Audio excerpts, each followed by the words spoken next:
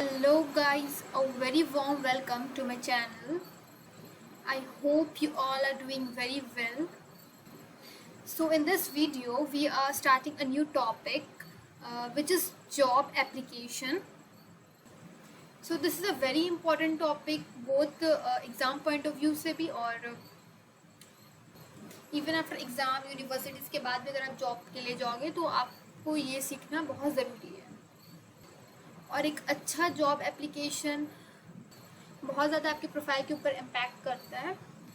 So it's very important for you to have a basic standard job application, और you can also call it resume, or we also call it CV, which both are probably same, और हम दोनों के difference भी basic difference आप दोनों के इस दोनों के टर्म्स के हम बताएंगे आगे वीडियो में। सो आप देखते रहिए। So without making it a long video हम स्टार्ट करते हैं। सो मैंने यहाँ पर एक ओवरऑल आप बोल सकते हैं जिस्ट या फिर एक फॉर्मेट दिया है जिस हिसाब से आपको लिखना है, और मैं 100% गारंटी देती हूँ कि अगर आप इस फॉर्मेट में लिखेंगे तो आपको फुल मार्क्स मिलेंगे, आपको कहीं से नहीं काट सकते हैं मार्क्स। और मैंने इसे बहुत सिंपल रखने की कोशिश की है कि आपको प्रॉब्लम ना हो। कोई हार्ड वर्ड्स, कॉम्प्लिकेटेड या लॉन्ग सेंटेंसेस मैंने इसमें नहीं डाला है। एंड ऑफ कोर्स अगर आप कुछ वर्ड्स चेंज करना चाहते हैं तो इट्स अप टू यू, आपके लिए अच्छा होगा। तो स्टार्ट करते हैं। तो जो पहला हम एप्लीकेशन तो बचपन से लिखते गए, तो ऑब्वियसली हमें sender address, receiver address, date, subject, ये सब तो बहुत कॉमन होता है, आपने सीखा ही होगा शुरू से। सबसे पहले हमें लेफ्ट हैंड साइड में सेंडर्स एड्रेस लिखना है, उसके बाद एक लाइन छोड़ना है, फिर हमें डेट लिखना है। अब जो हमें डेट लिखना है, हम डेट बहुत बार कोई ऐसा लिख दिया, सोच लीजिए 5th,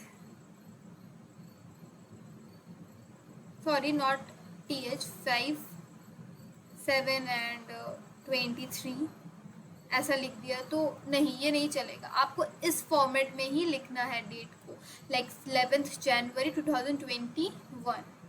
आफ्टर दैट एक और लाइन छोड़ना है, फिर रिसीवर एड्रेस, उसके बाद एक और लाइन स्पेस होगा। आफ्टर दैट हम सब्जेक्ट लिखेंगे, जैसे कि यहाँ पर हम जॉब एप्लीकेशन लिख रहे हैं तो हम इस तरीके से लिखेंगे कि applying for the post of, और आप अपना जो भी पोस्ट का अप्लाई कर रहे हैं वो लिख सकते हैं, लाइक टीचर हुआ, इंजीनियरिंग हुआ, डॉक्टर, या जो भी आपका हो आप वो पोस्ट लिख सकते हैं। उसके बाद एक और लाइन आपको छोड़ना है। एंड आफ्टर दैट आप मैडम या सर जो भी है वो लिखेंगे। तो आप कुछ इस तरीके से स्टार्ट कर सकते हैं। First line, with reference to your advertisement in name of the newspaper. उसके बाद डेटेड डेट, मतलब मैं इस न्यूज़पेपर के एडवर्टाइजमेंट से रेफर होकर आपके यहाँ आई हूँ, तो आप नाम लिख सकते हैं एडवर्टाइजमेंट जो भी न्यूज़ से आपने उसे देखा है। उसके बाद डेट, इतने तारीख का डेट का वो था newspaper. I wish to apply for the post of, name of the post, आपको पोस्ट का नाम लिखना है।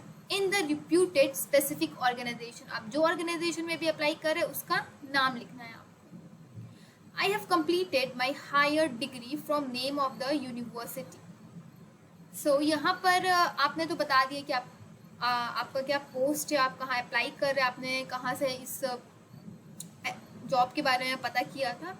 नेक्स्ट में आपको अपने बारे में बताना है कि आपका डिग्री क्या है, आपने कहाँ से क्या पढ़ाई किया है। तो आपको लास्ट हाईएस्ट डिग्री, मतलब आपने लास्ट क्या पढ़ा है, कि आप लास्ट 12th पास है, या आपने ग्रेजुएशन किया है, या आपने मास्टर्स किया है, वो करना है, और किस जगह से किया है वो लास्ट आपको यहाँ डालना होगा।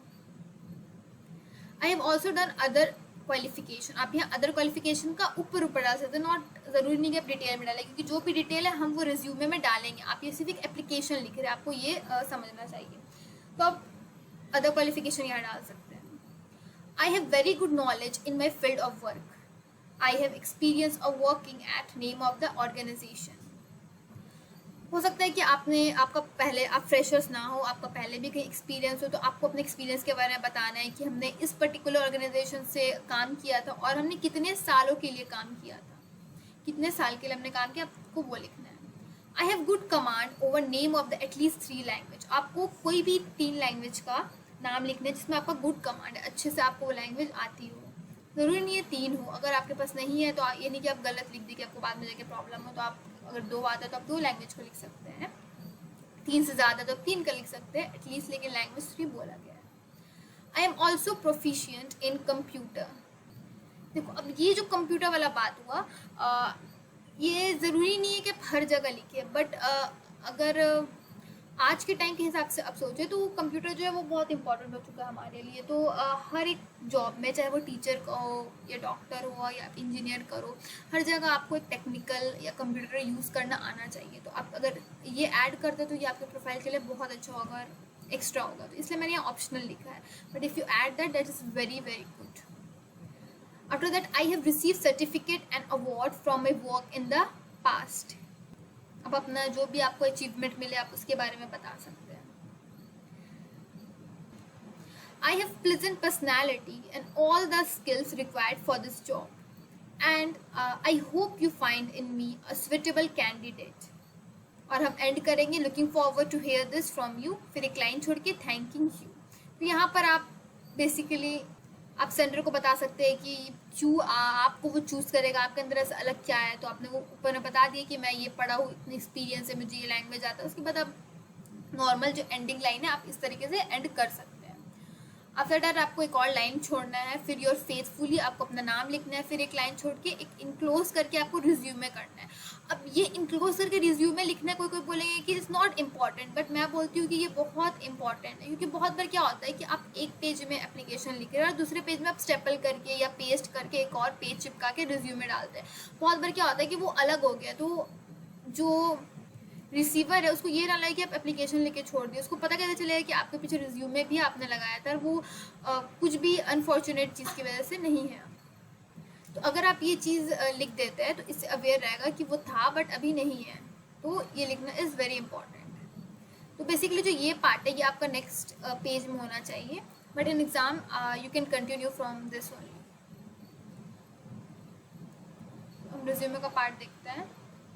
आई होप आपको समझ में आया होगा जो मैंने एप्लीकेशन बताया। दिस इज़ वेरी सिंपल, इससे सिंपल हो ही नहीं सकता है, और सिंपल के साथ साथ ही हम आपको गारंटी दे सकते हैं कि आपको फुल मार्क्स मिलेंगे अगर आप अपने एग्जाम्स में लिखते हैं तो।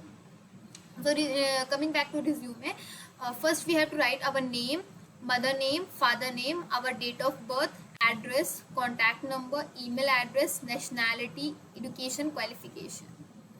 एंड इन एजुकेशन क्वालिफिकेशन आपको यहाँ कुछ नहीं लिखना है। जैसे मैंने यहाँ बॉक्स बनाया है, आपको दिख रहा होगा ये, तो आपको इसी फॉर्मेट में करना है।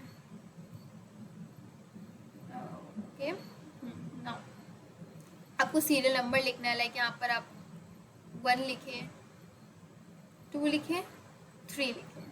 तो आपको नेम ऑफ एग्जामिनेशन में आपको शुरू से बताना है, लाइक आपको अपना हमको तो पता ही होगा कि सबसे मेन हमारा examination class 10th 12th graduation हुआ, एंड अगर आप मास्टर्स करें तो मास्टर्स हुआ। तो जैसे मैंने यहाँ पर ही लिख दिया 10th। अब हमें बोर्ड, यूनिवर्सिटी या इंस्टीट्यूट जिससे भी आपने 10th पास किया, लाइक एग्जाम्पल सीबीएसई से किया। ईयर ऑफ पासिंग, नेक्स्ट आपका क्वेश्चन होगा कि आपने कब वो पास किया था, तो like 2020, and percentage of marks, let's take 70% percentile. And in the same manner हमें उसके बाद 12th लिखना है, लाइक सेम हो गया, don't give this, you have to like okay चलो CBSE and 2022, let's take it as 80 percentile. And after that you can write graduation, not graduation, you have to like the what you have doing, like suppose you are doing BCom honors or BCA or BTech, anything, let's write BTech. So in which university or board you have to write that and the year and the percentile. And if you are doing a masters, you have done your masters, तो आपको एक और column बना के फिर 4th करके उसको भी ऐड करना होगा। मैंने यहाँ 3 ही का करा है। आई होप आपको समझ में आया होगा। This is very simple.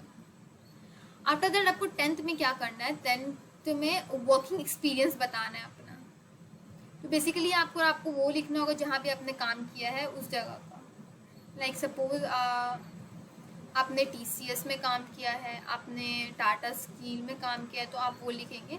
उसके बाद रेफरेंसेस लिखना है। तो ये बहुत इंपॉर्टेंट मुझे लगता है कि एक रेफरेंस होना, एटलीस्ट 2 रेफरेंस तो आपको लिखना ही लिखना चाहिए। तो जैसे कि आपको रेफरेंस में क्या करना होगा, तो आपने TCS में काम किया था तो वहाँ के रेफरेंस पर्टिकुलरली वही होता है कि वहाँ के कोई भी एक एम्प्लॉय, मैनेजर हो, कोई भी हो जो हाई पोस्ट में है, वो रेफरेंस देगा कि हाँ इस इंसान ने इस जगह में काम किया था। तो कि जो आपका नया ऑफिस में अप्लाई कर रहे हैं तो वो कांटेक्ट करके आपके बारे में इंफॉर्मेशन निकाल सकता है कि वो कैसे थे बिहेवियर में, काम wise, team working and all, जो भी उसको पूछना है। तो आपको सबसे पहले उस इंसान का नाम लिखना पड़ेगा। लाइक एग्जांपल हम आपको लिख देते हैं S Das, designation like let's take it as manager, and name of institution let's take it as TCS।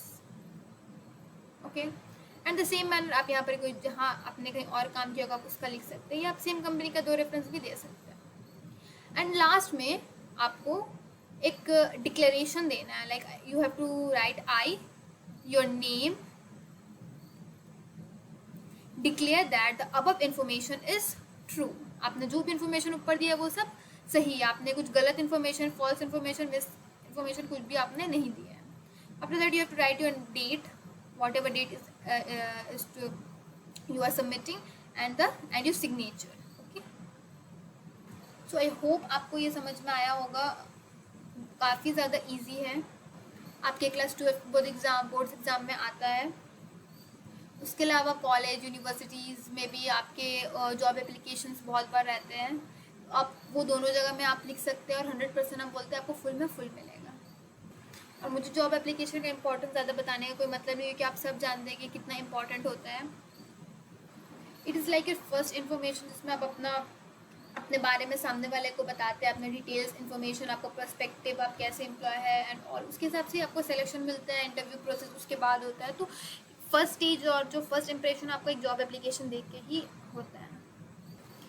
So at last as a assignment as कि आप प्रैक्टिस करें, और आपको एक कॉन्फिडेंस है लिखने के लिए, मैं आपको एक क्वेश्चन दूंगी जो आप प्रैक्टिस कर सकते हैं, और उससे आपको एक आइडिया भी होगा कि एग्ज़ाम में किस तरीके से क्वेश्चंस आते हैं। आप उसे लिख के मुझे मेल कर सकते हैं कि जिसमें मैं चेक करके आपको बता सकती हूँ।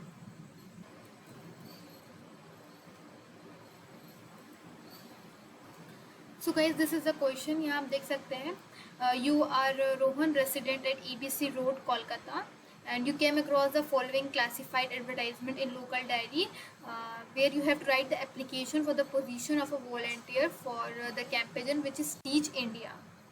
So यहाँ पर सिचुएशन वेकेंट दिया हुआ है कि जो आपने एडवर्टाइजमेंट देखा है वो क्या है। तो यू वांटेड कमिटेड वॉलंटियर, जो उसके उनको चाहिए जो उसका कि एज 20 के आसपास हो, and above to teach unprivileged children for 1 hour a week, 1 घंटे एक वीक के लिए, in the district of Medinipur. And the criteria they are having is you have to you can read, write and speak Bengali, very important, which is fluently, and experience not necessary. All volunteers are receive training, and you have to contact this if you want to give your job application, or you have any query and all. तो जो format में मैंने आपको starting में उस time बताया था, ये पूरा आपको इसी फॉर्मेट में ही लिखना है इसको भी। और अगर यू वांट टू चेक कि सही है कि नहीं, आप मुझे मेल कर सकते हैं। सो अभी के लिए मैं इतना ही, मिलता है नेक्स्ट वीडियो में। Thank you and have a nice day.